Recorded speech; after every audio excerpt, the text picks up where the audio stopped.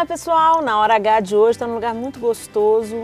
Eu quero convidar vocês a se sentar um pouquinho no jardim comigo e com a minha convidada. Eu estou falando da minha querida amiga, Ana Nóbrega. Ei, Aninha! Ai, que Aninha. Bom! Obrigada, viu, pelo presente, estar aqui com você. A gente se encontrou aí uns dias atrás e eu... Olha, Helena, quero tanto conversar, sentar contigo, olha. Pois é, se a gente não consegue sentar naturalmente, a gente chama as câmeras. Não, nem a sós, né? Nem a gente chama todo mundo para participar com a gente. Ótimo. Bom te ver. Gente, sejam bem-vindos a esse papo. Ana Nóbrega é ministra de Louvor, integrante do Ministério Diante do Trono.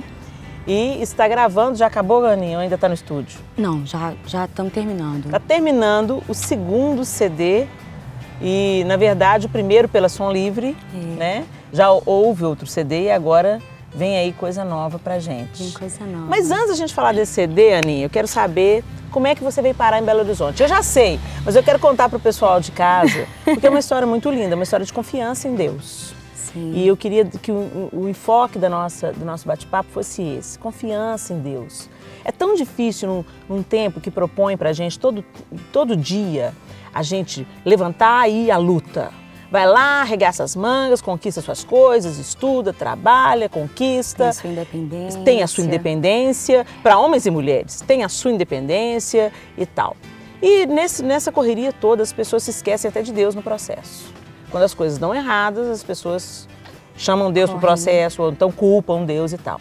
E você tem uma história, você saiu de um outro estado longínquo e maravilhoso desse país e veio por parar. sinal, nesse calor tá fazendo muita falta aquele mar. Oh, meu Deus, como faz falta o mar. Mas tem as aqui. bicas, tem as duchas, tem...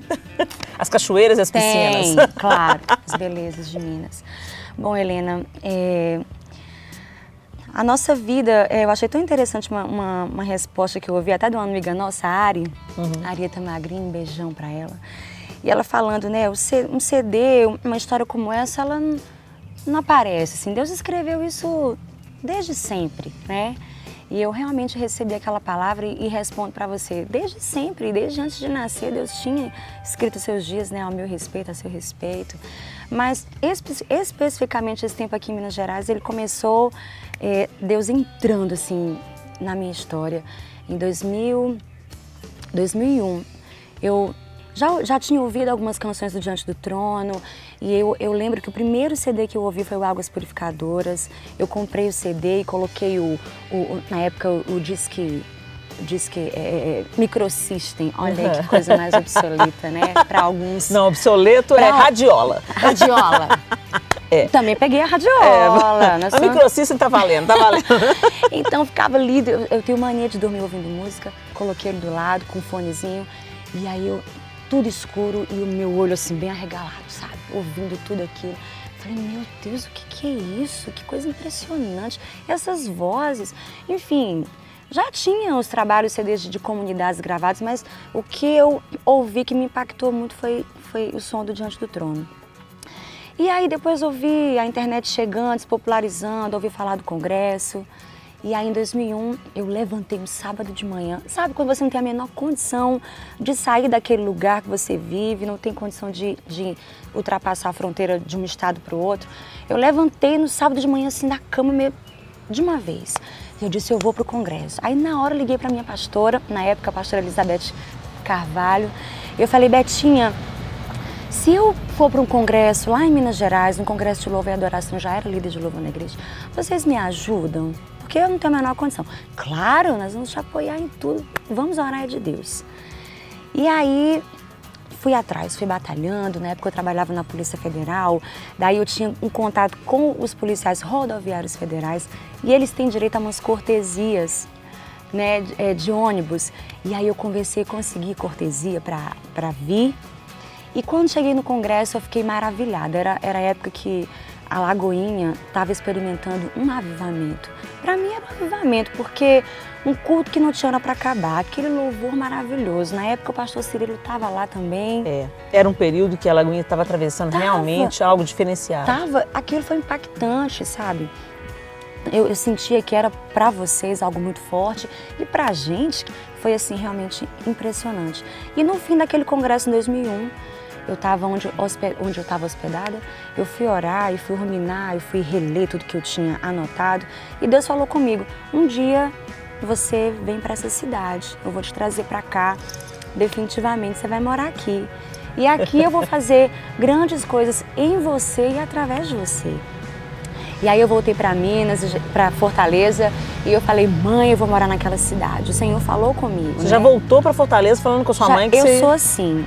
Quando Deus me fala, eu já vou avisando, porque você sabe, o impacto, a gente percebe que é Deus falando, Sim, né? É verdade. Porque para mim era tão impossível. E na época eu já estava noiva do Dê, e a gente ia casar, e casamos em 2002. Então também falei com ele naquela época, olha, Deus falou comigo que nós vamos para Minas Gerais, não sei quando.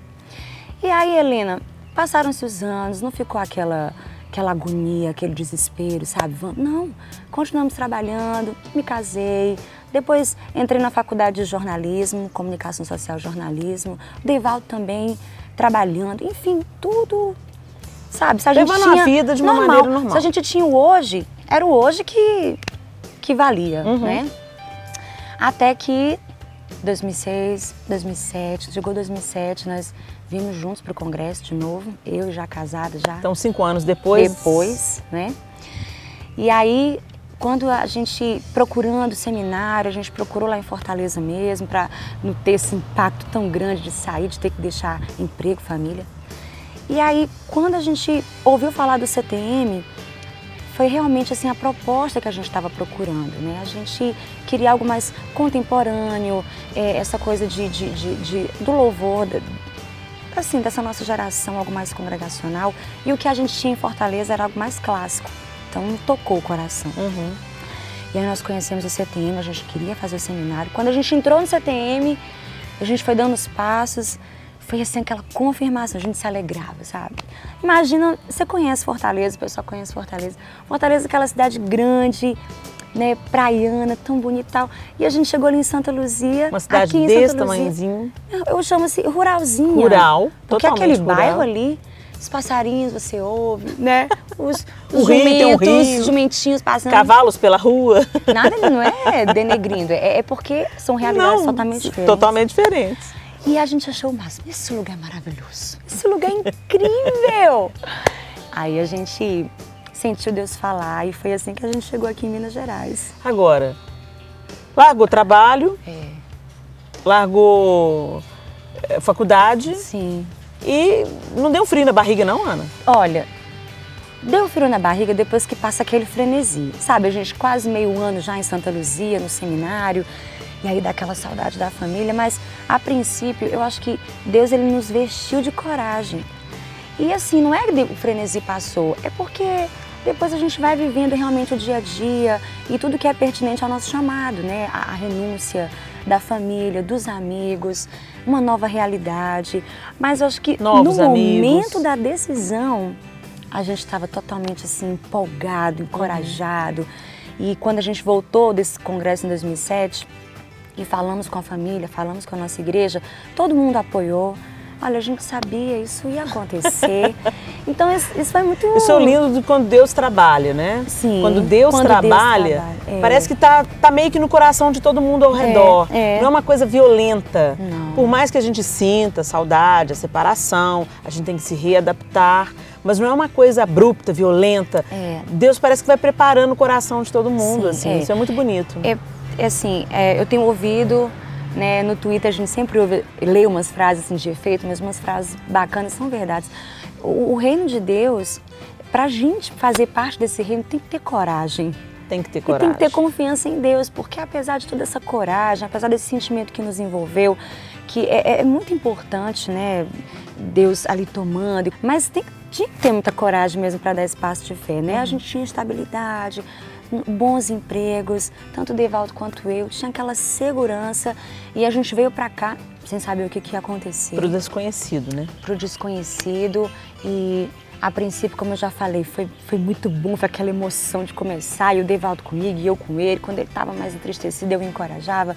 Quando era a minha vez, ele estava ali me dando aquelas palavras e ele é muito animado, você conhece, é muito engraçado, é muito bom.